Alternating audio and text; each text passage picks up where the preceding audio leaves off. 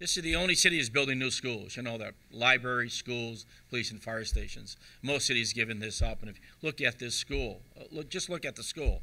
And when you go around it and see the care that came into it, not only for the students, but the teachers and for the community, environmentally friendly, all the changes that are taking place in our public schools. And we're very proud of the change that we have made over many years. And it's a commitment by parents. It has to be parents involved. I mean, teachers can only do so much. And the learning environment is not only in the school, but it's in the community. It's in your home. It's in your places of worship. It's all over. It has to be. It just can't send a child to school and say, my child's going to learn, and that's it. It has to be in your home continually. And it has to be 7 days a week. And that's what we constantly talk about. The parents, you brought the children in the world. You have the first responsibility for education. We have the second. You have the first. You always have the first. I want to thank the local school board. I want to thank all the teachers. As Frank pointed out, this school is a pathway to new leaders of our great community here in the city of Chicago.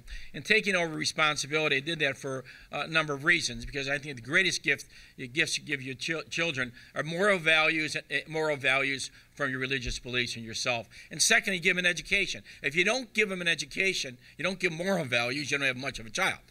And so you brought the child in the world, you have that responsibility. Now, teachers are here to help and assist your child and help and assist you in ways.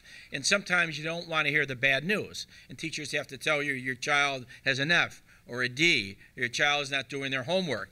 Never blame the teachers. Everybody wants to blame the messenger, so never blame teachers. Always say that I have responsibility for my child, and that's the only way a child's going to succeed in life. Those who don't have education are not going to succeed.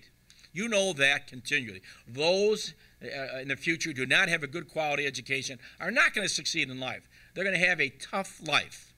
And it's up to you whether or not you want to provide a better way of life for your child, and that's what we all want to do, is to provide a better way of life and sacrifice for them. In 2010, the Chicago Public Students meeting or exceeding state standards reached 71%. 71.7%, up from 41.1% in 2002. Our graduation rate reached an 11-year high. Dropout rate reached an 11-year low. In 2009, our most recent numbers, more than 10,000 Chicago Public School graduates went on to college, which is an all-time high. The college enrollment rate now stands at 54.4%, up from 52.5% in 2008. In the past year, we have begun pilot programs to lengthen the school day, which is really important. You know that. 6 hours a day is not sufficient. Now, almost 25% of our total enrollment attend Track E or year-round schools. And that's important because from 2 o'clock on, what do children do? You know, parents are working or parents working, and so that's why after-school programs, privatized, non-for-profit, have to come in and take over the after-school programs, because you have to keep your children involved up to 4 or 5 o'clock, whether it's cultural activities, sports, a library, technology. We build these schools not to be used for 6 hours a day. This is for the community. This is a community school. And that's very important. This library belongs to the community. The gym belongs to the community. So all the things that we build here are part of the families and part of the students that are going here. This is part of their community, and that's what we have to do. We have many trouble schools. We know that, both in elementary and high schools. But like anything else, we don't give up on those students. We don't give up on those schools. And what I've said is you have to pay special attention to improving neighborhood schools. People want to send their children to a neighborhood school, to be very frank. They want to see their child be able to walk there, go and to and from. They want neighborhood schools. And we're back to the whole idea of neighborhoods rebuilding communities. And the only way you do it is a good school. When you have a good school, people are going to stay and say, I believe in this school, I believe in this community. And that's why this is a beautiful school. It's pointed out for almost 900 students, pretty soon ranging from pre-kindergarten through 8th grade. Includes science, computer, music, art classrooms, a library, gymnasium, dining facilities, combination of green reflective roof to combat urban heat island effect, and of course save energy for the school system. Importantly, it is used by the community on evenings and weekends, and there's where you call the learning environment for communities. When the parents attach themselves to that school, this has become a learning environment. Already there are before and after school programs. Saturday enrichment programs are really important.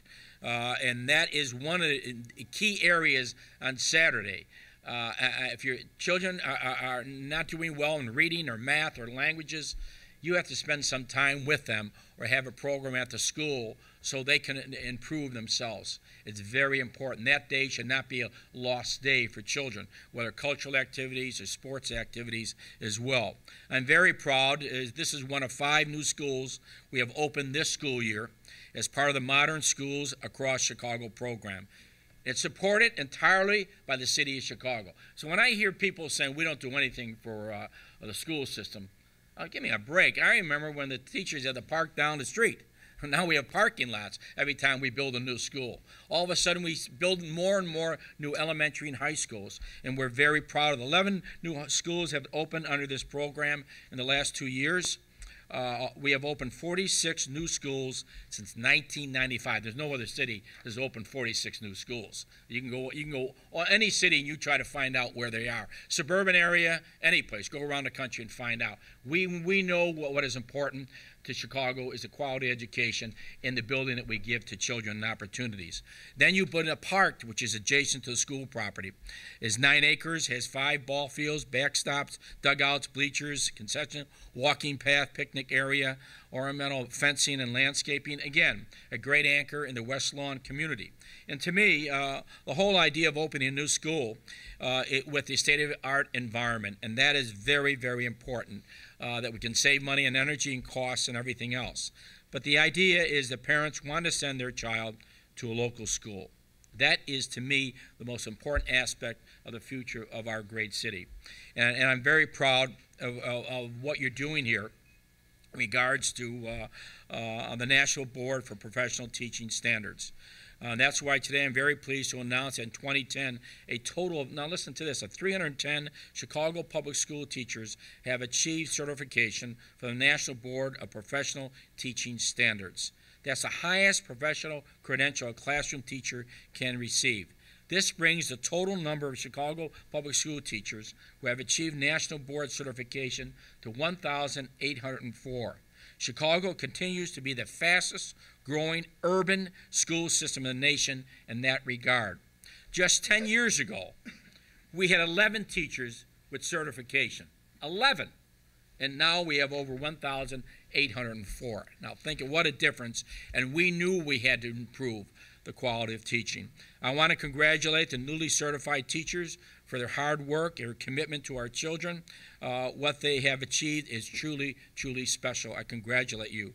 Of course, the Chicago Public Education Fund has been a catalyst for improving school leadership and student achievement. Jenna Knupp is here representing the board. Has raised millions of dollars from the private sector. Now think of that. They've gone to the private sector, and the private sector to say, no, we pay our taxes, we don't have to pay it. But they stood up and say they've given their money to improve the quality of teachers here in Chicago. I really thank the public-private partnership. And remember, it's business leaders, it's families that have done this because they firmly believe in your children. They don't know your children, but they firmly believe that your child should have a good education. And one way is to help the teachers in regards to National Board certification. But I'm very proud of all the accomplishments we have made, not Mayor Daley, but all of us have made.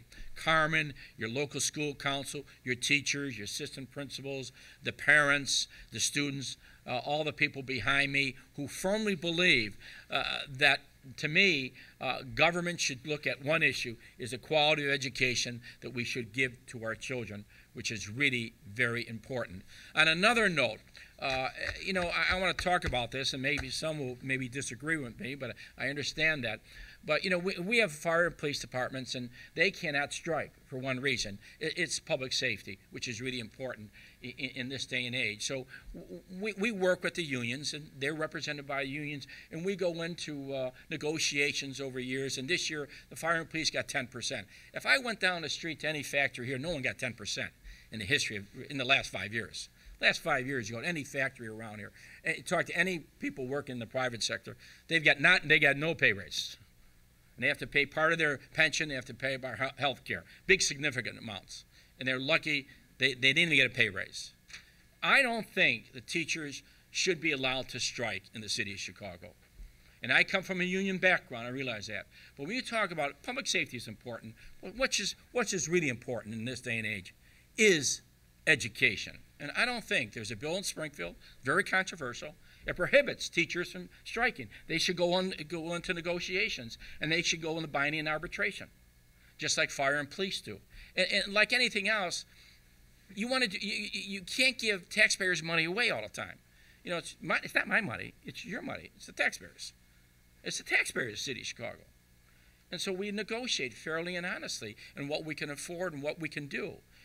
And the fire and police came through wonderful negotiations. They got 10% over so many years, which is really important for them as well as their families. And same thing with teachers. And there's a bill down in Springfield.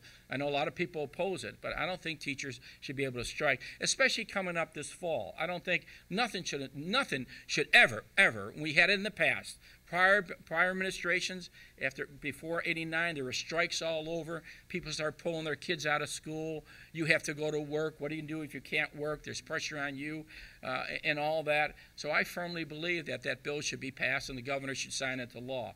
Now, some people don't like it. A lot of unions maybe don't like it. But to me, what's more important? I mean, fire and safety is important, but education is the key. And if they go out on strike, the opportunity in November will really be fair, not to Mayor Daley, not to any politician, not to any teacher. Really unfair to the students. Simple as that. And I believe in that. And I think one thing I found out in my year's term, very fair to public employees. I mean, you know, if you take public employees' salaries, health and benefits, they don't even come close. We're so far ahead of the private sector. I mean, these are great, great jobs in America, public employees. So I just want to make sure you understand it. And they're good employees. They work very hard. The teachers work hard in the city of Chicago. We know that. And no one's going to treat them unfairly, just like fire and police. We treat them very, very fairly. It's a controversial bill. I know a lot of people are lined up against it. But to me, we should never allow adults to overcome the future of a child. It should never allow that. If that happens, then the child loses out in the long run. And I just hope that the bill passes and the governor is willing to sign it. To me, that makes a strong statement. Again, 1995, people told me not to take the role of public schools because it was the end of my political future. Mayor, you don't realize it's a sewer. They're not going to improve. It's not worth saving. Remember that. People said that all about our public school system. I didn't believe them because I believed in the families. I believe in the students. I believe in a lot of teachers and principals that firmly believe, yes, they could educate anyone from any country, wherever they came from as immigrants. They've done it in the past, and they could do it always in the future, and that's what we're doing today. And so I salute you, Carmen. I salute to all the parents and the teachers. This is a wonderful school. Cherish it and making sure that every child is going to achieve their potential. And have a wonderful, wonderful new year, and a blessed new year, and a very safe new year for you and your families. Thank you very much.